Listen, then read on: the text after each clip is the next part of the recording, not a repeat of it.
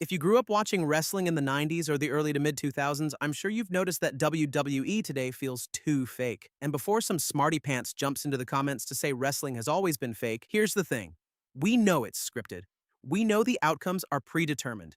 We've known that for years. But there's a massive difference between knowing wrestling is scripted and feeling like you're watching something fake. Put on a match from the 90s and then put on one from 2026. One feels like a fight, the other feels like choreography. One feels violent, the other feels rehearsed. One pulls you into the moment, the other reminds you every 30 seconds that it's a performance. And if you've felt that, if you've noticed it, if you've ever watched modern wrestling and thought, why doesn't this hit the same anymore? You're not imagining it. Something changed. Actually, a lot changed. Today, you've got a group of guys standing outside the ring with their arms stretched out waiting to catch a dive. Io Sky puts a trash can on her head and jumps off the War Games cage while 5 wrestlers below awkwardly shuffle into place and stare up at her for what feels like forever. Wrestlers call spots so loudly you can literally hear them. Everyone's spamming super kicks.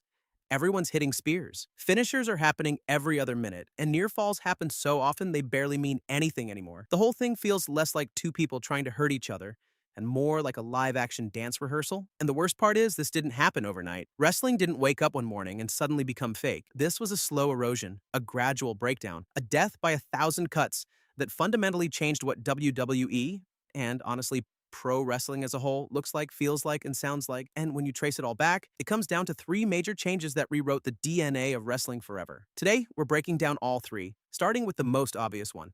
The first problem shows up before a single punch is even thrown. The wrestlers themselves don't look believable anymore. Now, before people get mad, this is not about saying everyone needs to be a bodybuilder. That's not the point. But presentation matters. Visual presence matters. Perception matters. When you looked at guys like Batista, Brock Lesnar, and Goldberg, you felt intimidated. They looked dangerous. They looked like people who could actually destroy someone. And because of that, before the bell even rang, your brain bought in. You believed. But now look at today's roster. Guys like Sami Zayn and CM Punk, and most of the roster, look like regular dudes you'd pass at the gym, at the airport, or in your local coffee shop. They're lean, athletic, and talented, but they're not threatening. They're not larger than life, and they don't instantly trigger that suspension of disbelief. Whether people want to admit it or not, that matters. Because wrestling's entire business model is built on a visual lie that has to feel true. The moment someone looks like your coworker who does CrossFit, that illusion starts cracking. But physique is only part of the problem because wrestling has always had guys who didn't look like Greek gods. Rey Mysterio, Jake the Snake Roberts, Mick Foley, and Dusty Rhodes weren't bodybuilders. Mick Foley looked like your weird uncle who showed up at Thanksgiving smelling like cigarettes and chaos, and yet you believed him. Why?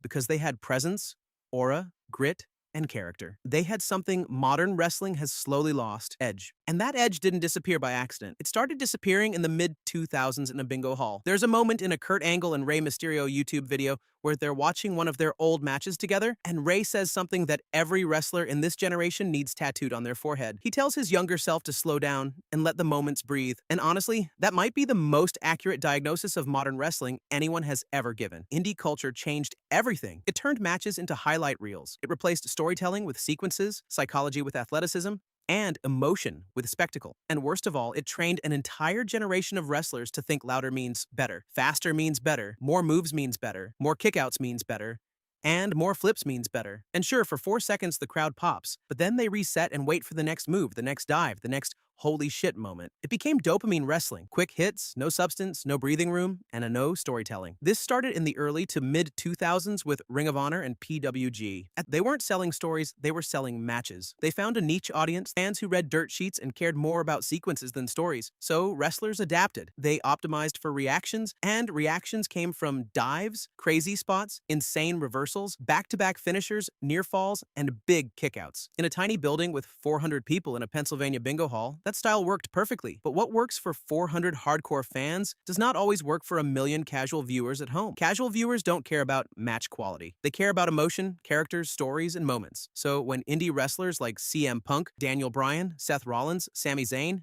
and Kevin Owens came to WWE, that style came with them. Then NXT reinforced it. Then the Performance Center standardized it. And over time, that became the template. Once the template became the standard, everyone started having the same match. And if everyone wrestles the same, nobody stands out. This problem is even worse in AEW. And before AEW fans get mad, I'm not saying AEW has no storytelling. I'm saying AEW often prioritizes bangers over believability, and there's a difference. And if your response is, well, CM Punk and Daniel Bryan became stars doing that style, not exactly. They didn't get over because of moves.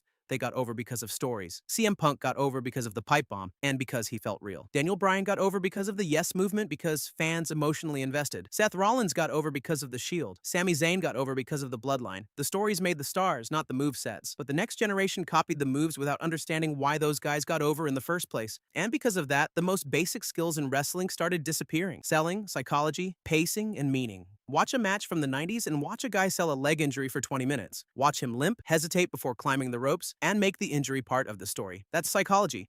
That's storytelling. That's wrestling. Now watch a modern match. Someone takes a superplex off the top rope and 5 seconds later they're sprinting. Someone eats a finisher and kicks out, then eats another and kicks out, then another and kicks out. At some point, a finisher stops being a finisher and starts being a transition move. When nothing hurts, nothing matters. And when nothing matters, you're not watching a fight.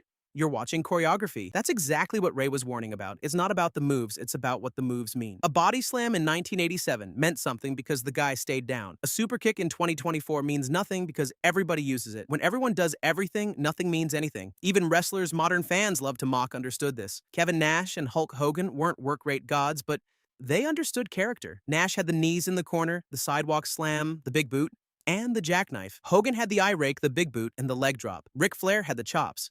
Kurt Angle had the suplexes. Undertaker had old school, the chokeslam, and the tombstone. Every move was part of the character. Now everybody super kicks. Everybody dives. Everybody hits destroyers. Everybody kicks out. Everybody has false finishes. Everybody wrestles like Shawn Michaels on Fast Forward. The finisher used to be sacred. When Undertaker hit the tombstone, you knew it was over. That's why Shawn Michaels kicking out at WrestleMania was legendary, because it was rare. Now rare doesn't exist anymore. Every main event has 15 near falls, and all of this creates one huge illusion-breaking problem. Modern wrestling doesn't breathe, it sprints. And to be fair, not everything today is bad. The athletes are better than ever. The production is cleaner than ever. The moves are crazier than ever. But better athletes do not automatically make better wrestling. Athleticism without psychology is gymnastics. Athleticism without emotion is choreography. Athleticism without storytelling is empty. Bret Hart knew this. Steve Austin knew this. Eddie Guerrero knew this. Prime Rey Mysterio knew this. These guys could feel a crowd, read a crowd, control a crowd, and adjust in real time. That instinct doesn't come from learning sequences in the performance center. It comes from years of working different towns, different crowds, different reactions, and different buildings until psychology becomes instinct instead of a checklist. And that may be the deepest problem of all. When everyone is trained by the same people, in the same system, with the same style, they all become versions of each other. The individuality disappears. The uniqueness disappears. The aura disappears, and once aura disappears, fake becomes easier to see. Because wrestling was never real because of the moves. It felt real because of the story. And if bad psychology damaged wrestling inside the ring, what killed it outside the ring was even worse. Kayfabe died. And with it, a huge part of wrestling died too. There's a quote from Tony Atlas that lives rent-free in my head. Everyone out there believes wrestling is fake. It's your job to make them believe it's not. That one sentence built the wrestling business. That philosophy made Hulk Hogan a global icon. It made The Undertaker terrifying. It made Stone Cold feel dangerous. The magic of wrestling was never convincing you it was real. It was making you forget reality for 10 minutes, making you stop questioning, making you feel. And once that feeling disappears, so does the magic. Kayfabe was never about fooling people. It was about protecting the experience, the illusion, and the emotional investment. The Undertaker understood that for decades. He stayed in character. He protected the gimmick. He protected the mystique. There was a wall between Mark Calloway and The Undertaker. Today, that wall is gone, bulldozed, destroyed, and the wrestlers themselves are holding the shovel. They hate each other on Friday, then laugh together on a podcast Monday. They cut a promo at 9 p.m., then post an Instagram selfie together by 9:45. The character's shelf life is 45 minutes, and social media made it worse. Much worse. The Rock and Austin existed in a time where behind-the-scenes access was limited. Today, everything is exposed.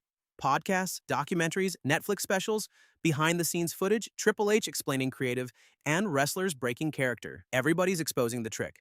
And once the trick is exposed, it stops working. It's like Thanos pausing mid-fight and telling you it's CGI. The illusion dies instantly. And once the illusion dies, you stop emotionally investing.